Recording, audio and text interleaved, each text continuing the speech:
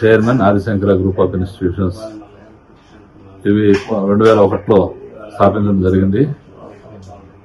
స్థాపించిన తర్వాత 3 సంవత్సరాల తర్వాత నుంచి 2004 నుంచి పేద విద్యార్థులకి మెరిటోరియస్ స్టూడెంట్స్ కి 10% మేనేజ్మెంట్ కోటాలో సీట్లు ఇవ్వడం, వాళ్ళందరూ యూనివర్సిటీ ర్యాంకులు రావడం, వాళ్ళు ఆ విధంగానే ఉద్యోగాల్లో సెటిల్ కావడం ఆదిశంకర స్పెషాలిటీ. అలాగే మంచి మంచి జాతీయ స్థాయి టెస్ట్ ఉన్నాయి, ఎగ్జామ్స్, వాటిల్లో వాళ్ళు పార్టిసిపేట్ చేసి నేషనల్ ర్యాంక్స్ వచ్చి వాళ్ళు పెద్ద పెద్ద సంస్థల్లో మంచి ఎంప్లాయీగా మంచి ప్యాకేజీతో ఈరోజు వాళ్ళ జీవనం సాగిస్తున్నారు. ఇవన్నీ బికాజ్ ఆఫ్ ఆదిశంకర.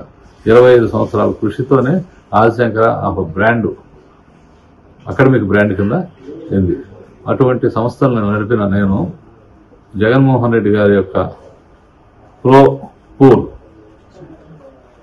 సంక్షేమ రాజ్యం, సంక్షేమ పథకాలు బలహీన వర్గాలు, వెనుకబడిన వర్గాలకు చెందాలనే ఉద్దేశంతో ఆయన ఒక మిషన్తో వచ్చారు. కాబట్టి అవి నాకు నచ్చి వాటికి ప్రభావితం అయ్యే నేను ఈరోజు పార్టీలో చేరడం జరిగింది. అంతకుముందు అదే సామాజిక న్యాయం అనే కాన్సెప్ట్ ప్రజారాజ్యం తీసుకొస్తే దానికి అట్రాక్ట్ అయ్యి ప్రజారాజ్యం చేరాను. కానీ ఆచరణలోకి వచ్చేటప్పటికే అవన్నీ అడియాసలు, దాంట్లో ఏం లేదు. నేతి బీరకాయలో ఎంతైతే నెయ్యి ఉంటుందో అటువంటి ప్రజారాజ్యంలో అటువంటి సంక్షేమం ఉండింది, అటువంటి సామాజిక న్యాయం ఉండింది. అందుకని మేము డిఫర్ అయ్యి రాజకీయాలు వద్దని కామ్గా ఉన్నా. కానీ ఈ 5 సంవత్సరాలు జగన్మోహన్ రెడ్డి గారి పరిపాలన చూసిన తర్వాత వారు ప్రవేశపెట్టిన స్కీములు ఈరోజు ముసలి ముతక బలహీన వెనుకబడిన వర్గాలకి ఒక అండాగా ఆసరాగా నిలబడిన ప్రభుత్వం జగన్మోహన్ రెడ్డి ప్రభుత్వం. అందుకని దాన్ని నచ్చే నేను ఈ పార్టీలో చేరడం జరిగింది. కందుకూరులో నా తరఫున నేను కానీ మా కుటుంబ సభ్యులు, మా అల్లుడు కావాలని లేకపోతే మా కూతుర్లు కానీ ఎవరైనా కంటెస్ట్ చేస్తాం. కంటెస్ట్ చేసి బరిలో ఉండేది మాత్రం ఖాయం. ప్రధానంగా మీరు కందుకూరు నియోజకవర్గం నుంచే ఎందుకు చేయాలని నిర్ణయం చేసుకున్నారు? కందుకూరు కూడా నెల్లూరు జిల్లాలో భాగం, ఇప్పుడు కొత్త జిల్లా, సేమ్ పార్లమెంటరీ కాన్స్టిట్యున్సీ కూడా. అందులో ఈ సర్వే చేయడంలో అవగాహన ఏంటంటే ఎక్కువ వెనకబడిన వర్గం ఉన్న కాన్స్టిట్యున్సీ కింద అది ఉంది. కాబట్టి దాన్ని నేను తీసుకుని వాళ్ళకున్న సమస్యల్ని ఆ ప్రజల యొక్క మనోభావాలకు తగ్గట్టు వాళ్ళ ప్రతినిధిగా ఉండాలని నేను నిర్ణయించుకున్నాను. అది నా రైట్. కాబట్టి దాని ప్రకారం నేను ముందు పోతుంది. మీ కుటుంబ నేపథ్యం ఏమిటి? ఆ కుటుంబం వ్యవసాయ కుటుంబం, పొలిటికల్ కుటుంబం కాదు. ఓన్లీ మా విజయంకులు మాత్రం తమిళనాడులో మంత్రి. ఆయన యొక్క ఇన్స్పిరేషన్, ఆయన యొక్క ప్రోత్సాహంతోనే దీంట్లో చేయడం జరుగుతుంది.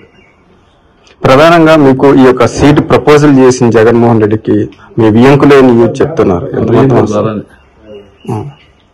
మీ విద్యా సంస్థల ద్వారా మీరు ఏమేమి ఉచితంగా సహాయ సహకారాలు ఇస్తారు?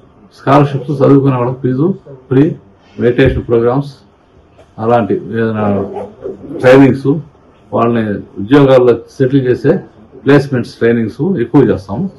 ఆ ద్వారానే మా సక్సెస్ రేట్. ప్రధానంగా మీరు గతంలో జెడ్పీటీసీగా పనిచేశారు, అలానే ప్రజారాజ్యం పార్టీలో కూడా పోటీ చేశారు. మధ్యలో గ్యాప్ ఎందుకు? పోటీ చేయమన్నారు వాళ్ళు. నేను ఇస్తానంది, వాళ్ళు ఇస్తానంది. మొదట నెల్లూరు రోడ్లు అన్నారు. ఇంకా ఎలక్షన్ వారం రోజుల ముందుగా 10 రోజుల ముందుగా వెంకటగిరిలో కంటెస్ట్ చేయమన్నారు. వెంకటగిరిలో కంటెస్ట్ అంటే మొదటి నుంచి చెప్పాలి కదా, చెప్పలేదు. దాంతో నేను డిఫర్ అయినా కూడా నేను డిఫర్ అయినా పార్టీ నుంచి ఏమి బహిష్కరించాలా, లేదా నేను బహిష్కరింపబడాలా, లేదా నేను బయటకు పోవాలా? చిరంజీవి గారు గెలిచేదాకా, లాస్ట్ మినిట్ దాకా గెలిచి డిక్లేర్ అయినాక నేను కామ్ అయినా. తర్వాత గ్యాప్ కొంచెం ఇచ్చారు. దేని వల్ల అట్లా గ్యాప్ ఇవ్వటం? రాజకీయాలు వద్దనుకున్నా. మంచి రాజకీయాలు లేవు అని, జనానికి ఉపయోగపడే రాజకీయాలు లేవు అని అనుకున్నా. సింపుల్ గా చెప్పాలంటే జనానికి ఉపయోగపడే రాజకీయాలు కాదు ఇవి, ఈ ఫ్యూడల్ లార్డ్స్ కు ఉపయోగపడే పార్టీలో నేను నిర్ణయించుకున్నాను. తర్వాత గత 5 సంవత్సరాలుగా జగన్మోహన్ రెడ్డి గారిని, ఆయన పరిపాలన, ఆయన సంక్షేమం వర్గాలకి సంక్షేమం ఇస్తున్న దాన్ని నచ్చి నేను కూడా చేయగలపాలని నిర్ణయించుకొని దిగినా. అయితే కొందరు ప్రతిపక్ష నాయకులు ఏమంటున్నారంటే జగన్మోహన్ రెడ్డి ఏమి డెవలప్మెంట్ చేయలేదు, సంక్షేమం కూడా సరిగా లేదు అని కూడా చెప్తాను. దాని మీద జగన్మోహన్ రెడ్డి గారు సంక్షేమం ఎక్కువ భాగం 60%, 40% డెవలప్మెంట్. రెండు కళ్ళుగానే చూస్తున్నాడు. కుడి కన్నుగా సంక్షేమం, ఎడమ కన్నుగా డెవలప్మెంట్ లేదని చెప్పేది లేదు. 10 పోర్ట్లు గత 40 సంవత్సరాల్లో ఏ గవర్నమెంట్ అయినా, కాంగ్రెస్ గవర్నమెంట్ కానీ తెలుగుదేశం గవర్నమెంట్ ఇప్పుడు 3 సార్లు 2 సార్లు ఉండేది కదా. చంద్రబాబు నాయుడు 2 సార్లు, రామారావు అందరూ ఉండేది. ఏ పోర్ట్ అన్న వచ్చిందా? 10 పోర్ట్లు వచ్చింది జగన్మోహన్ రెడ్డి గారు 5 సంవత్సరాల్లోనే వచ్చింది. అది ఏ ప్రభుత్వానికి అన్నా సాధ్యమా? ఇవన్నీ డెవలప్మెంట్ లేదంటే. తర్వాత ఉద్దాన స్కీమ్ ఉంది, వాటర్ ప్రాబ్లం ఉంది, దాని మీద ఇంచుమించు 7,000 కోట్లు పెట్టారు. అది ఎవరన్నా ఆ బడ్జెట్లో 7,000 కోట్లు ఒక వాటర్ ప్రాబ్లంకి, కిడ్నీ ప్రాబ్లంకి పెట్టడం జరిగిందా? లేదు. అది జగన్మోహన్ రెడ్డి గారే పెట్టారు. అంతకన్నా ఇంకేం డెవలప్మెంట్ కావాలని చెప్పి. అదేవిధంగా మీరు ఒక విద్యా సంస్థ నాయకులుగా మామూలుగా చూసుకుంటే ఇప్పుడు విద్య సరిగా లేదు అని చెప్పేసి కూడా వీళ్ళు ఇంగ్లీష్ మీడియం వద్దు, తెలుగు మీడియమే వద్దు అని చెప్పేసి కూడా కొన్ని ఆందోళన కూడా చేశారు. దాని మీద మీరేమంటారు? నేను ఒక మాట చెప్తా. ఎక్కువ భాగం డబ్బులున్న పిల్లల్ని ఇంగ్లీష్ మీడియం చేస్తారా, తెలుగు మీడియంలో చేస్తారా? మీరే చెప్పండి. ఎక్కువగా ఇంగ్లీష్ మీడియం. అంతే కదా. ఇంగ్లీష్ మీడియంలో 2 రకాలు ఉన్నాయి. సిబిఎస్ఈ ఒకటి ఉంది, ఐసీఎస్ఈ ఒకటి ఉంది.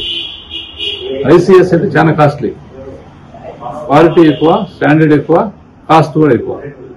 కానీ గవర్నమెంట్ తీసుకున్న నిర్ణయం, జగన్మోహన్ రెడ్డి గారు తీసుకున్న నిర్ణయం ఏం తెలుసా?